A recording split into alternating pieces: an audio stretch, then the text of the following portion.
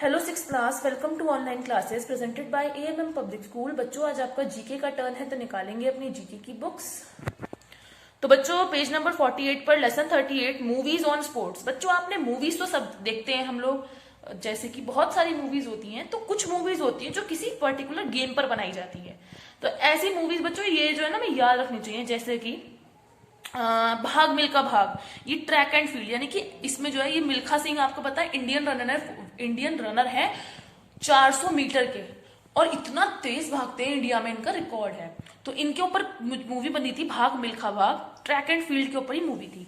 The programme, ये foreign movie है, the programme Hollywood की, ये साइकिलिंग के ऊपर थी। मतलब इसमें जो है ना, किसी एक पर्टिकुलर प्लेयर का डेडिकेशन दिखाया जाता है। नेक्स्ट है हमारी मनी बॉल। मनी बॉल जो है बेसबॉल पर बनी थी।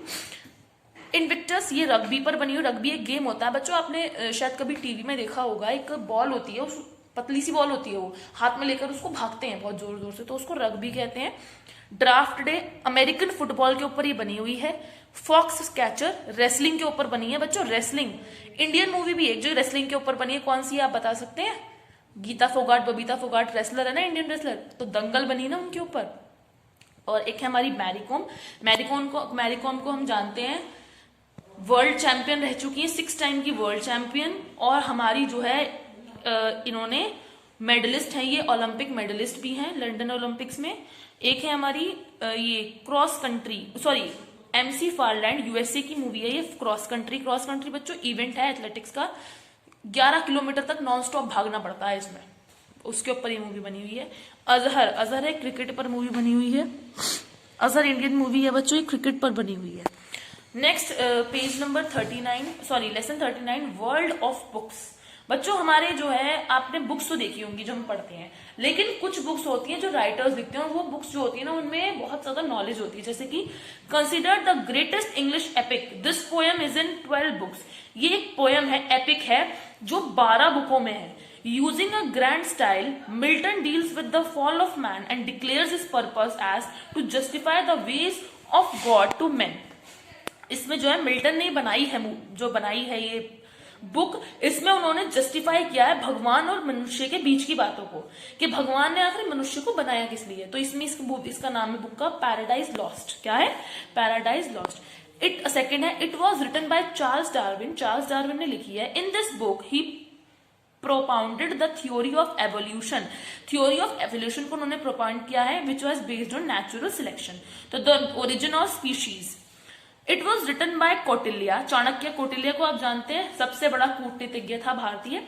It is a classical Indian treatise on the art of administration and economics. बच्चों, वो कूटनीतिज्ञ होते हैं, इकोनॉमिक्स यानी कि अर्थव्यवस्था में बहुत पारंगत था। उसके वो जिस राजा का यहाँ पे दरबारी था ना, वो राजा का बहुत उसने नाम करवा दिया था अपनी विद्या से। तो उस बुक का नाम है अस्थास्त्रा। It was a classical work of literature by Plato. ये एक प्लेटो जो थे, इनका क्लासिकल वर्क के ऊपर एक बुक है।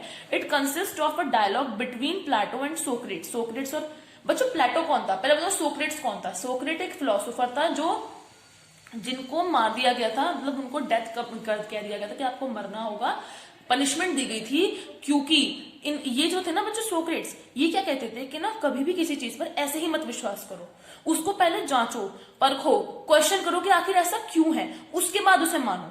तो ये बात लोगों को अच्छी नहीं लगती थी कि ये तो विरोधी है, ये तो विरोध करता है हर बात में इसको नकल निकालनी होती है। तो गवर्नमेंट ने कहा, या तो अपने आप इन विचारों को बदलिए या फिर मरिए। तो इन्होंने मरना ज्यादा सही समझने का, मैं मर जाऊंगा लेकिन मैं अपने विचारों को नहीं बदलूंगा। प्लेटो इनका सबसे अच्छा शिष्य था, जिसने इनके मरने के बाद इनकी जो शिक्षा थी उसका विस्तार किया। तो इस बुक में इन दोनों की वार्तालाप, यानी कि इन दोनों की कन्वर्सेशन है। ये कौन सी बुक है? रिपब्लिक। इस तरह से बहुत सारी बुक हैं। David Copperfield, discovery of India, ये it was written by Jawaharlal Nehru ने लिखी थी। It is about the history of India, Bharat के इतिहास की कहानी है। From the Vedic period till independence, यानी कि पुरातन संस्कृति से लेकर जब तक हमें स्वतंत्रता नहीं मिली, जब सबसे कहानी है।